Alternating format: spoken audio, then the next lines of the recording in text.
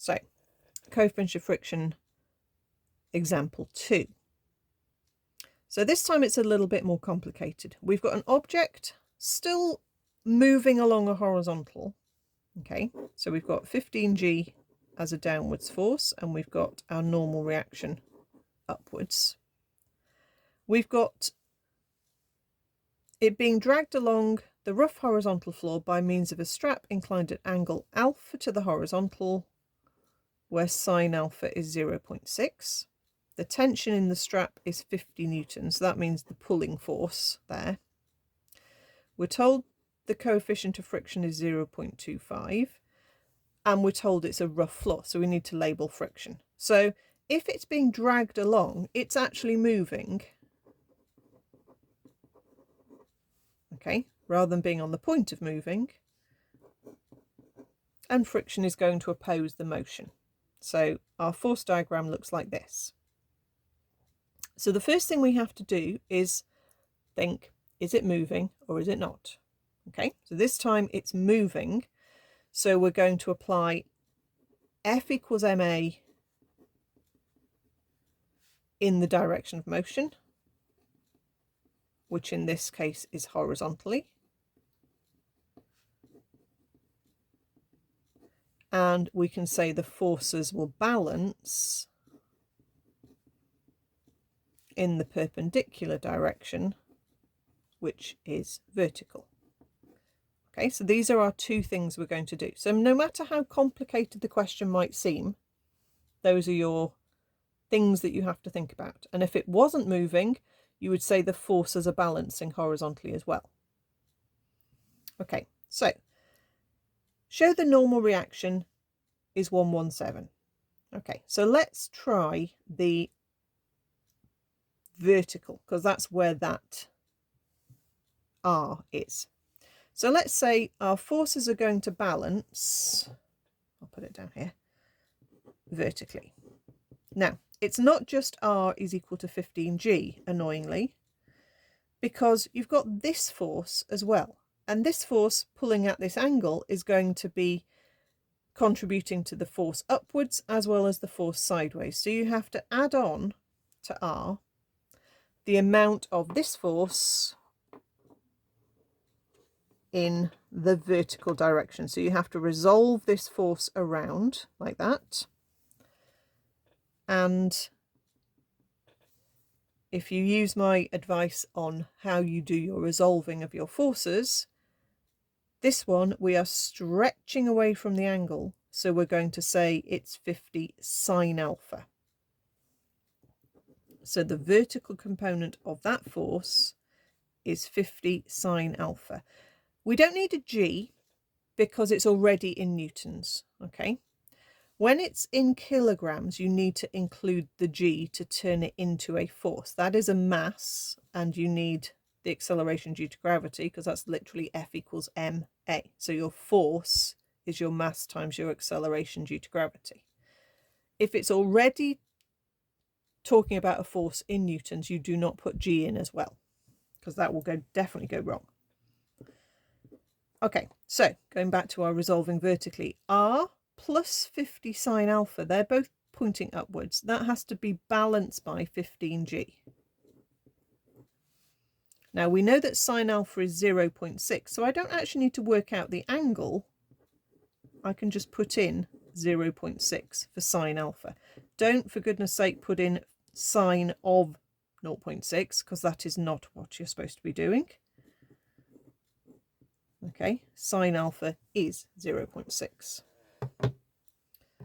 Okay, so if we've got this equation, we just need to check that the answer comes to 117. So 15 times 9.8, take away 50 times 0.6, yeah, and there's 117. So they're looking for you to set this equation up correctly, okay?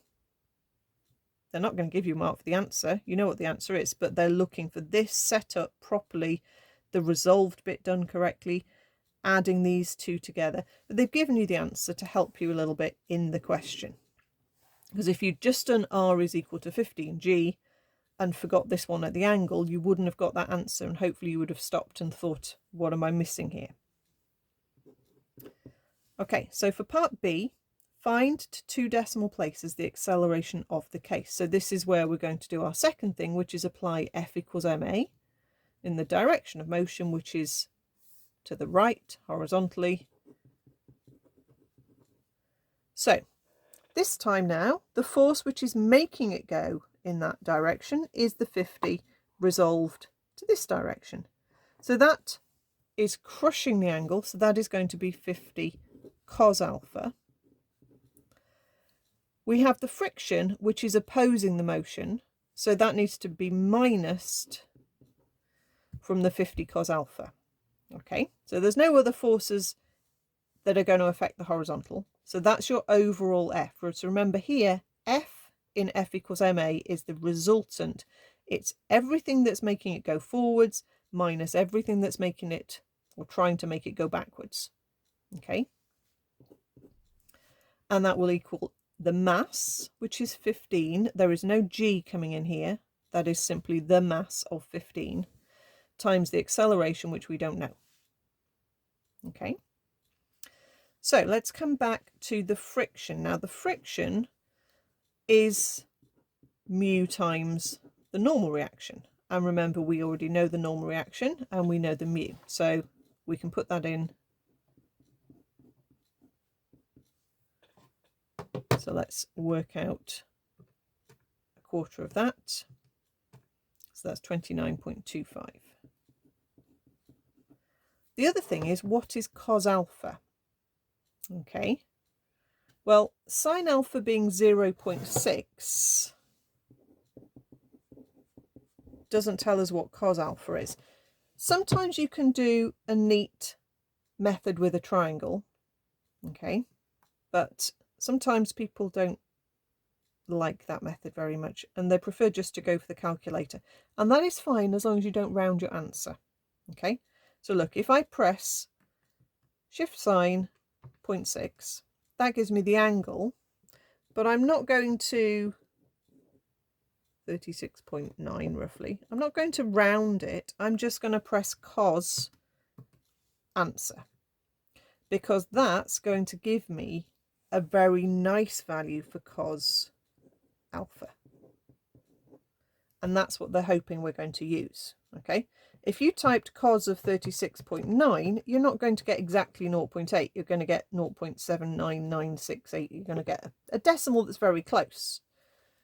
But really, if they give you one of the trig values, you can use your calculator, but don't use rounded answers. So just get to the next bit that you need, which in this case is cos alpha. So what we've got is 50 times 0.8, take away 29.25 is equal to 15a. And then all we do is work that out.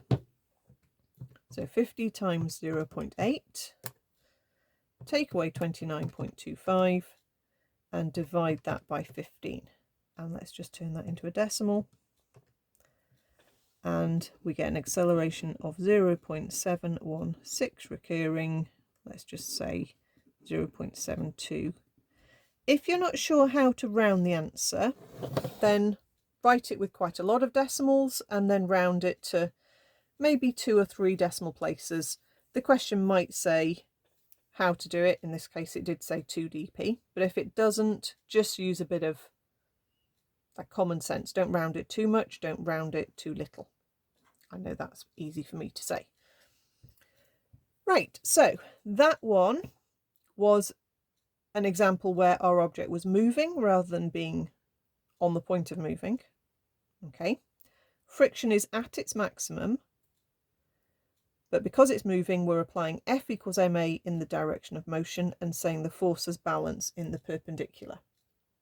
When we do the slope questions, we will do exactly the same logical steps. Okay, so I've just shown you these two, which are on the flat to start with.